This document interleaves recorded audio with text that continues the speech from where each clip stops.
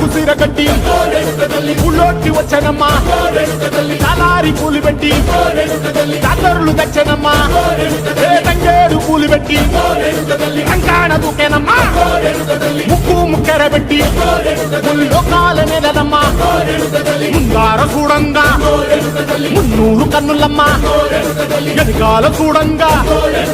ఏనూరు కన్నులమ్మా సాధు శిస్తులంతా సాగిల పట్టరమ్మా